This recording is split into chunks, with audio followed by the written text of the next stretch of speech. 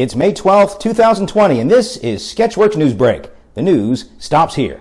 I'm Brian Troxel, and I'm feeling good because my beard has me looking like a Hollywood legend.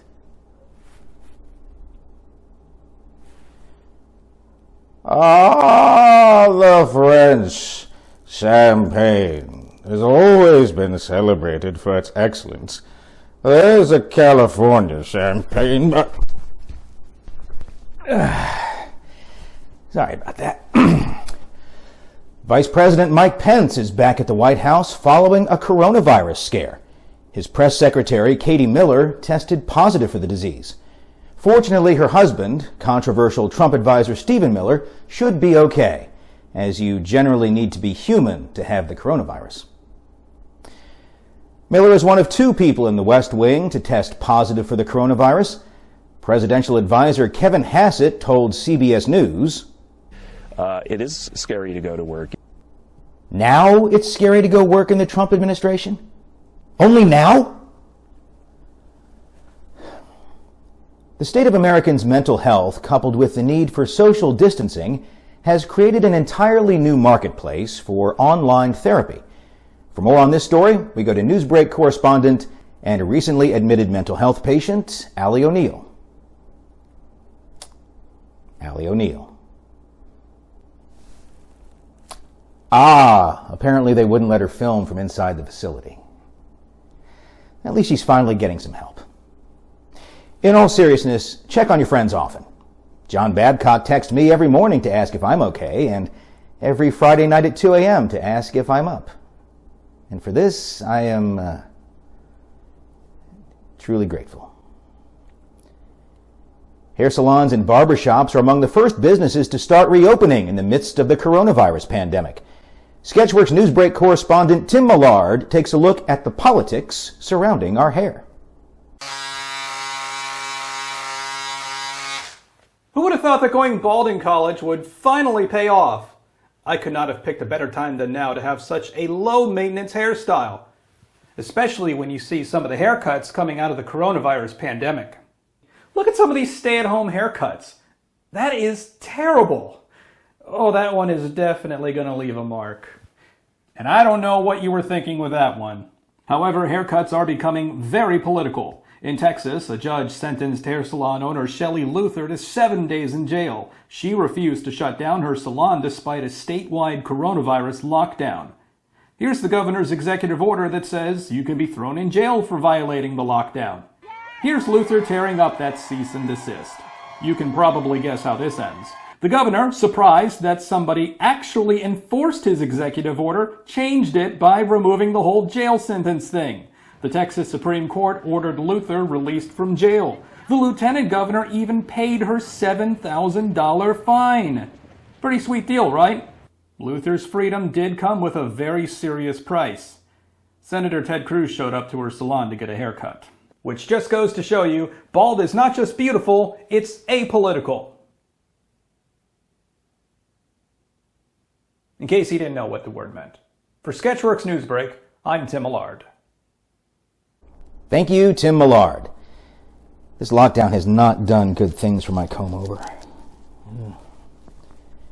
2 weeks ago, NewsBrake reported that giant murder hornets had invaded Washington state. Today, we can report giant Asian gypsy moths have also been spotted in the Evergreen State. The whole place is like a Godzilla movie come to life. New York plans to train its own corps of so-called virus detectives to track down people exposed to the coronavirus. They'll receive training on how to find coronavirus victims and how to plant a gun or drugs on them. Retailers Kohl's and The Gap announced they would begin the process of reopening stores this month, and Karens across the country rejoiced. Authorities arrested a Connecticut man after he allegedly committed a series of crimes after being kicked out of a McDonald's restaurant for not wearing a mask. The suspect reportedly broke a window at the fast food joint and then stole several pairs of women's underwear at a nearby store. When asked to explain, the suspect stated, "Walmart was out of masks. We're all just trying to make do. That's all." Makes sense. Referring to the pandemic, Joe Biden said last month, "Follow the science, listen to the experts, do what they tell you." Of course, Joe Biden also said this. You're going to have travel bans. You're going to not be able to have economic intercourse around the world. There's a lot. Look, when America goes alone, when America is first, it's America alone. There are still a lot of things that we simply don't know about the coronavirus. Scientists don't have decades of research and data to rely on, and there are new developments, it seems, almost every day. Fortunately, Sketchworks NewsBrake correspondent Brad Reason is here to answer your scientific questions about the coronavirus. Hello, and welcome to Brad Reason's Crazy Reasonable Scientific Questions Answered.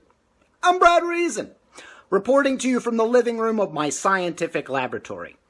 A fan writes in from Saskatchewan with a hypothetical situation. Dear Brad Reason, let's say I drop my cinnamon roll on the floor. Will the frosting protect the cinnamon roll from the coronavirus, most likely on the kitchen floor? Is my cinnamon roll safe to eat because the top layer of frosting protects my cinnamon roll from COVID? Am I infected? Thanks. Signed, Cinnamon Roll on the Floor in Saskatchewan. Thanks for writing in, Mr. Roll on the Floor. I'm glad you asked me. Serious questions, serious times. I'm a professional scientist, however, I do not have your answer because I'm not an expert in frosting science, nor in kitchen flooring science. I think we need to know the answer to your question. Will the frosting on the top of a cinnamon roll protect from coronavirus? Let's go to the kitchen and find out. Let's all go to the kitchen. Let's all go to the... Here in the kitchen, where we're about to find out if person on that wrote in cinnamon roll is safe to eat after falling on the floor.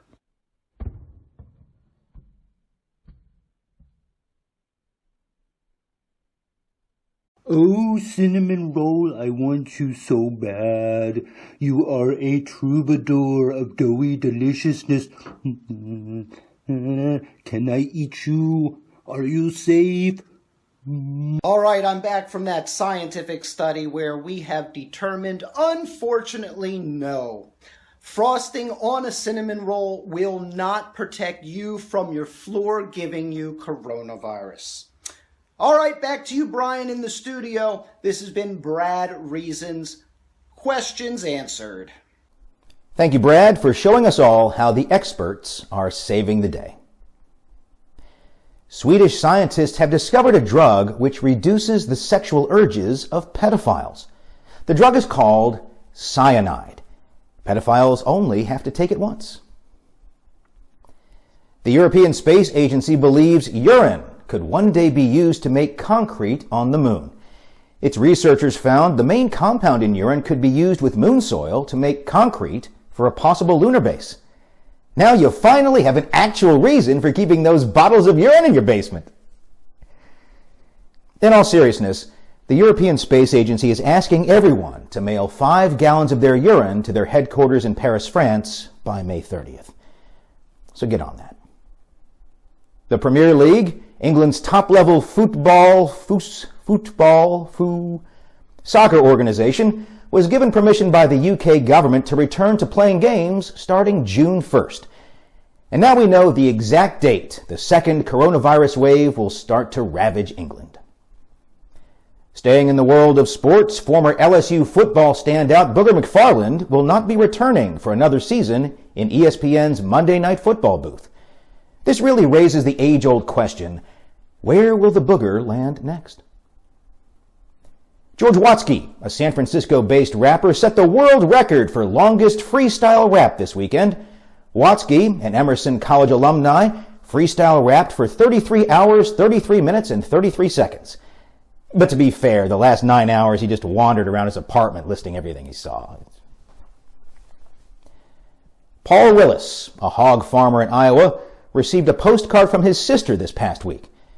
Now, you're probably saying, Brian, that isn't newsworthy. And you'd be right. Except that the postcard was originally mailed in 1987. Now, if you still can't keep your mouth shut and you're saying, Brian, does this mean the U.S. Postal Service cracked the quantum mechanics of time travel and are able to seamlessly trek between present, past, and future? My response is, no. It just took them 33 years to deliver the postcard.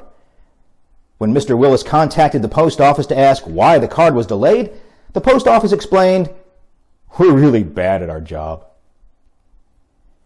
Speaking of being bad at our job, that's all for Sketchworks NewsBrake.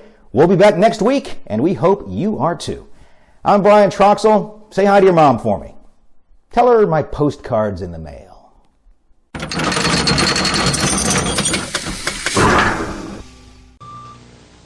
102, take 2.